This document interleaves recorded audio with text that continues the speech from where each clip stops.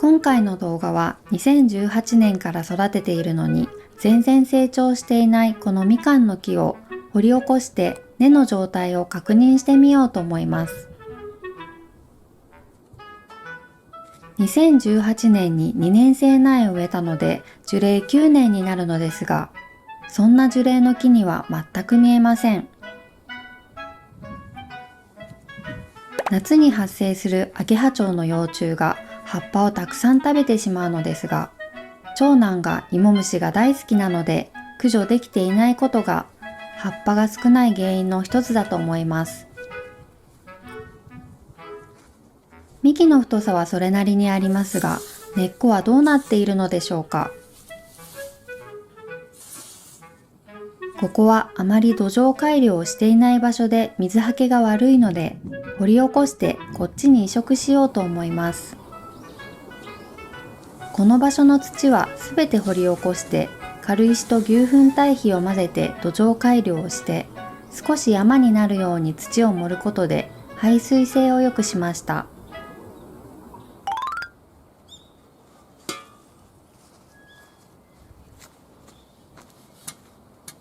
植え替えの適期は3から4月ですが、3月に寒い日が続いたので4月に行いました。新芽が出てくる前に行うことで木へのダメージが少なく済みます。みかんの木の剪定は調べれば調べるほど難しくて、春枝を残すとか夏枝と秋枝は切るとか、私には難易度が高めです。思い返してみると頻繁に剪定しすぎてたような気がします。この木は次男が誕生した記念樹なので元気にすくすく育ってほしいです。想像してたよりも簡単に抜けました。あまり根が張っていないような気がします。木の成長が遅い原因として根が絡まっていることがあるみたいなので、根の状態をチェックしていますが、そんな感じはなさそうです。水に浸して根から吸水させておきます。過去の映像を見返して成長が遅い原因を探ってみることにしました。7年前の2018年の春に2年生の苗木を植えました。それから2年後、葉っぱも増えて少し成長したように見えます。その翌年、たくさんのつぼみがついています。記録はしていないのですが、多分 2,3 年は実が収穫できていたような気がします。育て始めて5年目、池を DIY するために夏に木を掘り起こして移動させました。近くでモルタルがついた道具を洗ったので土壌にも悪影響だったかもしれません。 DIY 直後はこんな様子でしたが、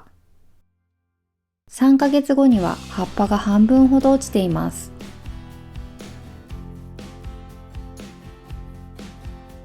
DIY してから2年後、枯れ枝を剪定したので以前よりも小さく見えます。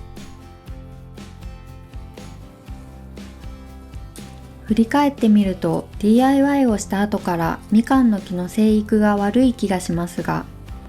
その他にも思い当たることがいくつかあって、アゲハチョウの幼虫を駆除しなかったことや、冬は霜が降りるほど冷えるのに防寒対策をしなかったこと、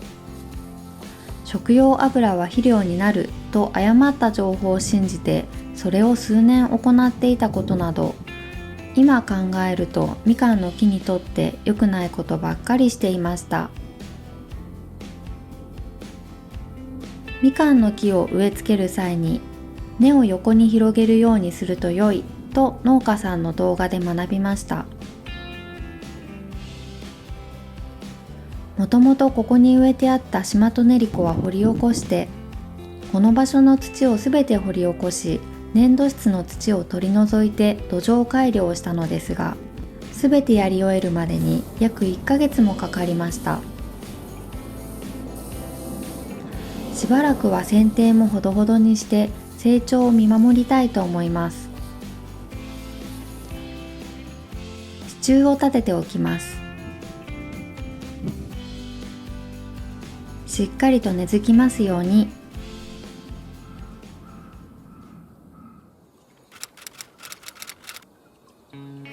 春に花は咲きませんでしたが、新しい葉っぱが出てきました。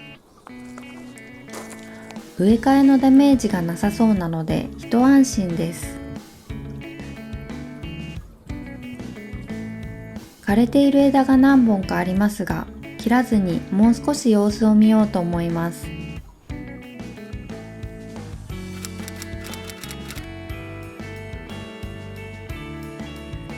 アゲハチョウがよく飛んでいたので探してみると、芋虫が何匹かいました。この鳥の糞みたいなのもそうです。今年からお庭で大量発生している中国アミガサハゴロボもたくさんついています。ハマキムシとハモグリバエの被害も想像以上で、食害されたり巻かれた葉っぱがかなりありました。なんとなくですが、木は頑丈で放置してても勝手に育つもんだと思っていたので、今までみかんの木の害虫対策をほとんどしてこなかったのですが、こんなにもみかんの葉に虫がついてるなんて知りませんでした。例年よりも害虫が多い気もしますが、このままだと木の生育にも悪そうなので、何か対策をしないといけません。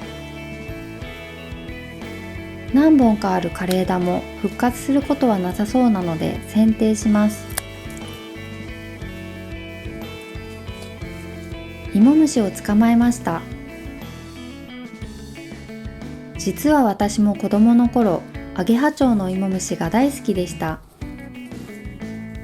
同じアゲハチョウでも、ナミアゲハはみかんの木に、キアゲハはセリ科の植物に卵を産みつけます。みかんの木の芋虫は取り除きたいので、長男の観察用にキアゲハが好きなパセリと三つ葉を畑で育てることにしました。この写真を見てください。想像以上の数の芋虫です。キアゲハの芋虫は黒と緑のしましまで、ナミアゲハの芋虫よりもグロテスクです。みかんの木の芋虫はとりあえず虫かごに入れて、剪定した枝の葉っぱをあげて成長を見守ることにしました。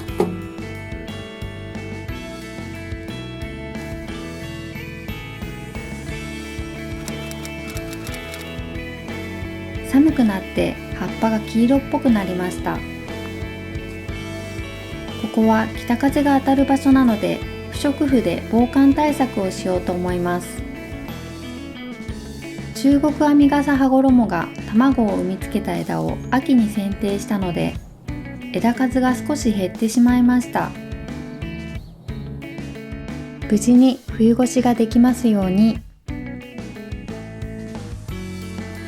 虫かごで成長を見守っていた芋虫ですが、剪定した枝が少なく十分に葉っぱをあげられなかったせいで、残念ながらさなぎになる前に息絶えてしまいました。あんなにたくさんいたパセリの芋虫も、ある日突然すべていなくなりました。おそらく鳥の仕業だと思います。この動画はこの辺で終わりますが、引き続きみかんの木の成長を見守っていきます。おすすめの害虫対策などありましたらコメントしていただけると嬉しいです。最後まで動画を見てくださりありがとうございます。